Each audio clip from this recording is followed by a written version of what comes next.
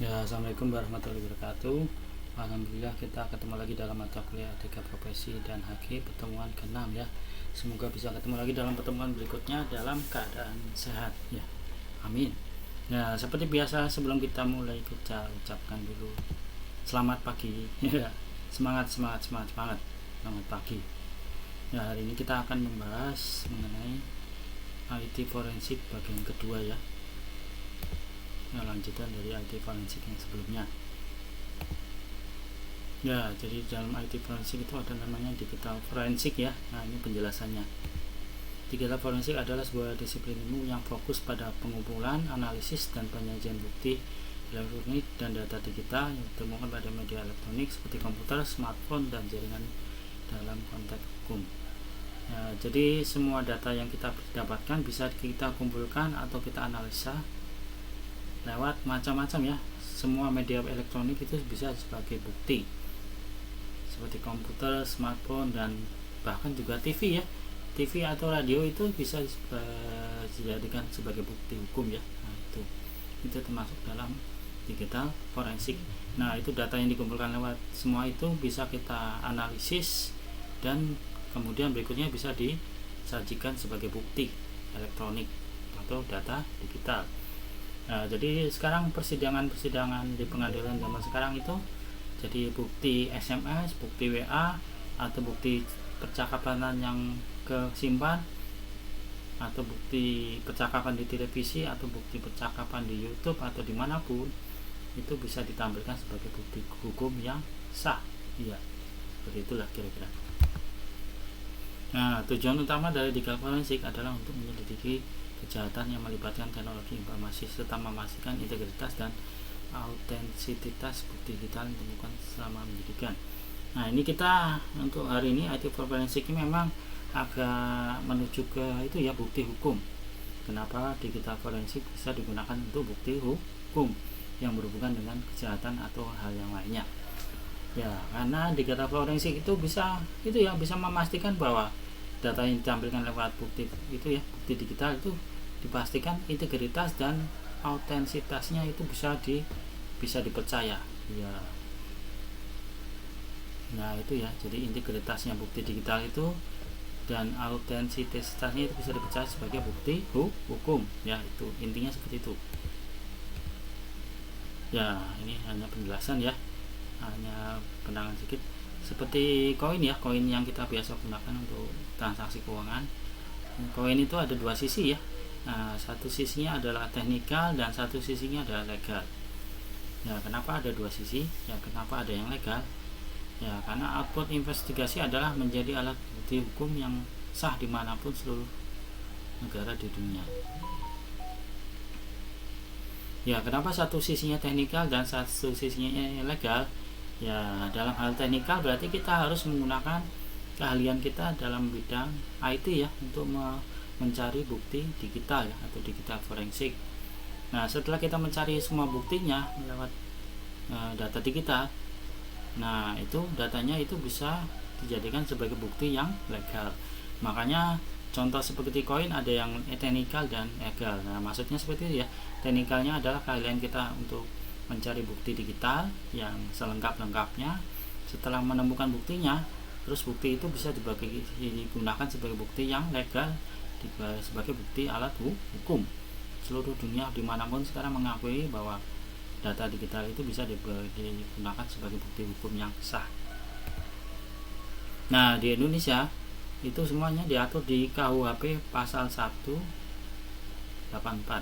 bahwa alat bukti hukum yang sah ada 5, yaitu keterangan saksi, keterangan ahli, surat petunjuk keterangan terdakwa. Kelewat. Nah, jadi profesional dari digital forensik akan hadir ya di pengadilan atau persidangan ya. Jadi seorang profesional digital forensik ya, misalkan kita orang IT dan kita sudah profesional dalam digital forensik, itu kita bisa hadir di persidangan ya, sebagai alat bukti hukum yang dari keterangan ahli. Nah, gitu ya. Jadi mungkin bukti hukumnya sudah ada ya, bukti hukumnya misalkan bukti percakapan WA. Nah, tapi bukti percakapan WA itu harus tetap menghadirkan ahli digital forensik ya untuk menyatakan bahwa itu sebagai bukti yang sah dan bisa dipercaya. Nah, kayak gitu. Jadi kalau di persidangan cuma ada bukti digital tapi tidak menghadirkan ahli profesional dari digital forensik, nah itu buktinya itu biasanya tidak bisa dipercaya ya. Nah, jadi harus menghadirkan bukti digitalnya dan harus menghadirkan ahli profesionalnya dari digital forensik. Jadi kalau ada dua-duanya hadir itu nanti kegiatan persidangan bisa berjalan dengan lancar karena buktinya sah ya. Nah, di Undang-Undang ITE bahwa kita mengacu pada informasi dan transaksi elektronik di pasal 5 disebutkan bahwa informasi elektronik dan dokumentasi sebagai alat bukti hukum sah. Lalu kita ketemu SMS, WA, delete file, log file, apapun itu menjadi alat bukti hukumnya sah. Ya, bahkan foto di WA itu bisa ya, foto di WA, terus email yang kehapus, yang masuk di spam, atau email yang kehapus masuk di tong sampah, itu bisa jadikan sebagai bukti hukum yang sah yang berkaitan dengan masalah atau hukum yang sedang dijalani. Ya, makanya itu ya. Jadi kalau kita mencari bukti hukum di email orang lain, padahal misalkan si yang punya email itu sebagai tersangka dan si tersangka itu tidak mau membuka emailnya, nah itu berarti kita sebagai ahli digital forensik ya mungkin diharapkan bisa membuka email itu mencari bukti yang sah ya, biarpun si itu ya mungkin bukti yang punya email itu tidak mau ya, biarpun sudah dipaksa polisi untuk membuka emailnya tapi tetap nggak mau. Akhirnya polisi mengizinkan kita untuk membuka email tersebut karena untuk mencari bukti-bukti yang digunakan di dalam hal persidangan. Nah, seperti itu. Kalau polisi sudah mengizinkan kita untuk membuka emailnya, nah kita harus membuka emailnya untuk mencari bukti-bukti yang berkaitan dengan yang kegiatan persidangan yang sedang berlangsung. Nah, intinya seperti itu. Ya, jadi file-file yang kehapus di email itu bisa ya, mungkin karena sengaja dihapus biar nggak ketahuan ya. Itu kalau kita bisa tampilkan ya tampilkan saja. Nah, intinya seperti itu. Pintar-pintarnya kita mencari ya. Nah, itu intinya seperti itu. Nah, jadi digital forensik itu menjadi kebutuhan yang sangat penting di semua hal kegiatan, termasuk salah satunya di perusahaan ya. Nah, di perusahaan itu biasanya ada sering terjadi perselisihan ya antara orang dalam dengan orang dalam, antara orang dalam dengan orang luar ya, atau orang dalam dengan pihak luar, atau antara perusahaan dengan perusahaan. Nah, perselisihan itu biasanya ada bukti-bukti yang mendukung ya, ada bukti digital, ada bukti yang manual ya. Nah, kalau bukti yang digital berarti pendekatan yang digunakan adalah digital forensik ya. Ya, karena untuk mencari bukti-bukti itu bukan hal yang gampang ya. Nah, itu makanya digital forensik itu menjadi sarana yang sangat diperlukan. Ya, misalkan data yang bukti itu sudah dienkripsi oleh si tersangkanya ya. Jadi kalau orang awam membacanya itu melihatnya itu adalah huruf-huruf aneh.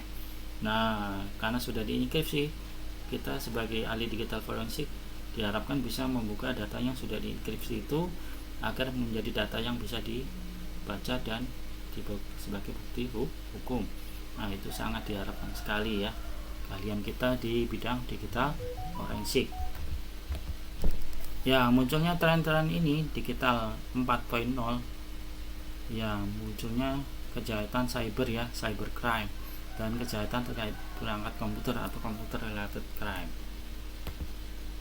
Ya, cybercrime merupakan kejahatan teknologi tinggi yang biasa dilakukan orang dalam maupun orang luar menggunakan IT sebagai alat dan modus yang semakin kompleks serta menantang bagi penegak hukum dan auditor ya.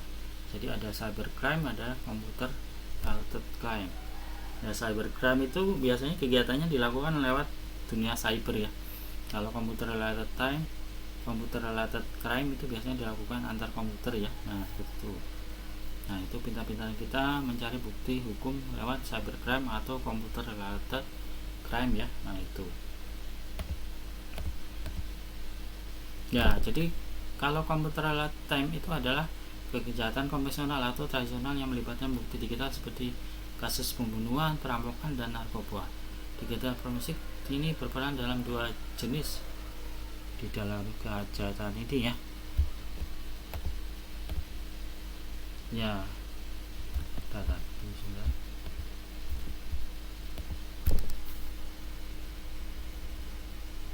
Ya, jadi kalau di dalam kejahatan konvensional seperti kasus pembunuhan, perampokan, dan narkoba itu ya digital forensik berperan dalam dua jenis kejahatan ini ya. Nah, itu maksudnya dua jenis itu maksudnya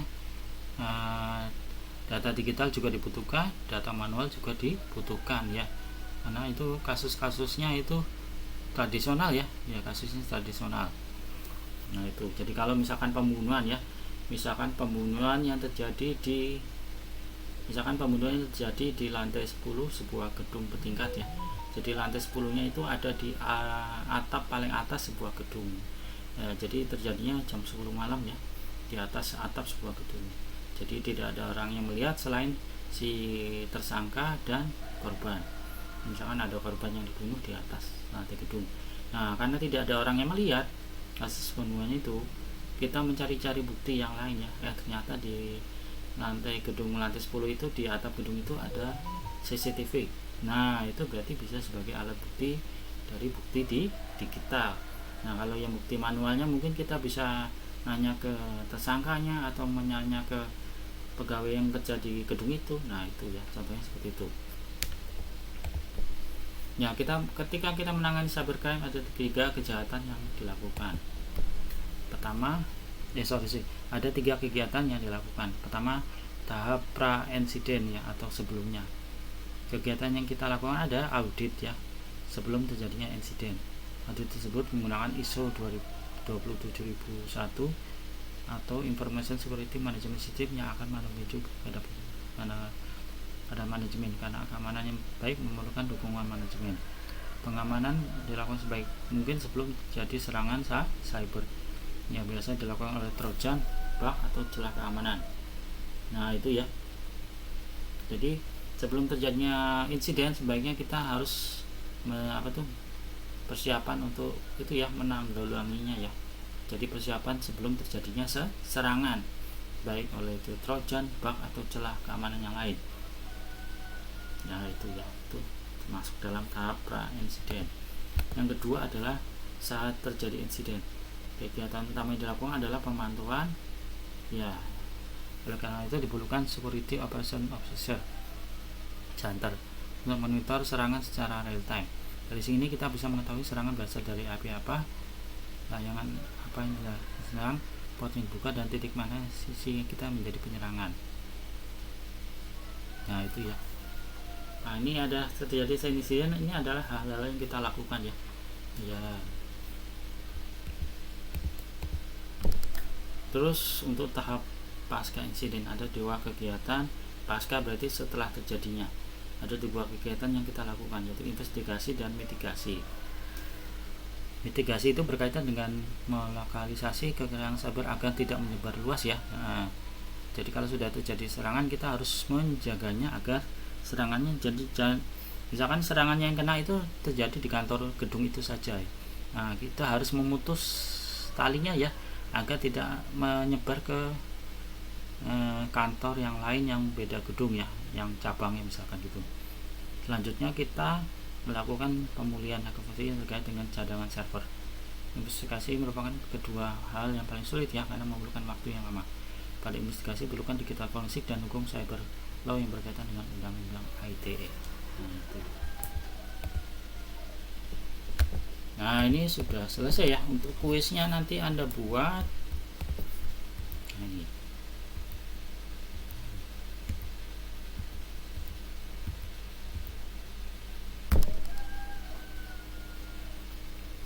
Nah, ini ya, untuk kuisnya nanti coba Anda buat ini ya. Jadi misalkan ada itu ya, misalkan ada 5 kasus ya, 5 kasus yang 3 kasus tradisional, yang 2 kasus itu ya, kasus itu ya digital ya, maksudnya kasus digital itu maksudnya kasus yang berhubungan dengan dunia digital ya. Nah, itu kasus tradisional sudah dijelaskan tadi di atas ya, contohnya seperti ini ya, pembunuhan, perampokan, dan narkoba dan lain-lain. Nah, jadi misalkan Anda sebutkan ya 3 kasus itu, misalkan pembunuhan yang terjadi di Mall Mangga 2. Nah, itu gimana Anda sebutkan jelas ya. Misalkan kasus yang di tradisional ada kasus pembunuhan yang terjadi di sebuah toilet laki-laki di Mall Mangga 2 misalkan. Ya. Nah, kira-kira bagaimana Anda mencari bukti-bukti digital dan bukti manualnya? Nah, jadi hal-hal apa saja yang Anda lakukan ya. Nah, itu Anda sebutkan 3 kasus ya. Misalkan kasus pembunuhan, kasus perampokan di mana, terus kasus apa di mana, itu yang tradisional. Terus yang 2 adalah kasus digital ya. Nah, kasus digital, kalau untuk kasus digital nanti Anda sebutkan ya. Misalkan terjadi perampokan dana nasabah di bank, misalkan terjadi perampokan dana nasabah di Bank BRI sejumlah 100 juta ya. Nah, itu jadi perampoknya tidak datang ke bank tapi merampok melewati dunia jaringan komputer. Nah, itu kira-kira hal apa saja yang Anda harus lakukan ya. Nah, untuk yang kasus digital Anda lakukan ini ya. Untuk kasus yang digital Anda jelaskan tahap pra insidennya, tahap terjadi insiden, tahap pasca insiden. Itu yang untuk kasus digital ya. Jadi Anda sebutkan 2 kasus digital dan 3 kasus tradisional. Kalau yang 3 kasus tradisional Anda cuma jelaskan ya, nama kasusnya yang jelas dan nama tempatnya di mana ya. Nah, terus Anda sebutkan cara mendapatkan bukti-bukti digital dan cara mendapatkan bukti-bukti manual untuk kasus yang tradisional. Kalau yang kasus digital, itu Anda sebutkan cara-cara untuk mendapatkan bukti-bukti digital. Anda yang kasus digital sebutkan itu ya, nama kasusnya apa dan terjadi di mana. Nah, untuk kasus digital Anda sebutkan ya tahap pre insiden ngapain, tahap terjadi insiden ngapain, dan tahap pasca insiden ngapain. Nah, itu ya, silahkan Anda kerjakan. Jika sudah selesai Anda silahkan kumpulkan di Scalsa ya. Silahkan Anda akan kumpulkan Scalsa. Ini hari apa nih? Ini hari Jumat ya. Ya, dikumpulkan Scalsa paling lambat hari Senin. Ya, kalau ada pertanyaan silahkan tanyakan lewat WA saya langsung. Ya, atas perhatiannya banyak terima kasih. Semoga sehat selalu. Wassalamualaikum warahmatullahi wabarakatuh.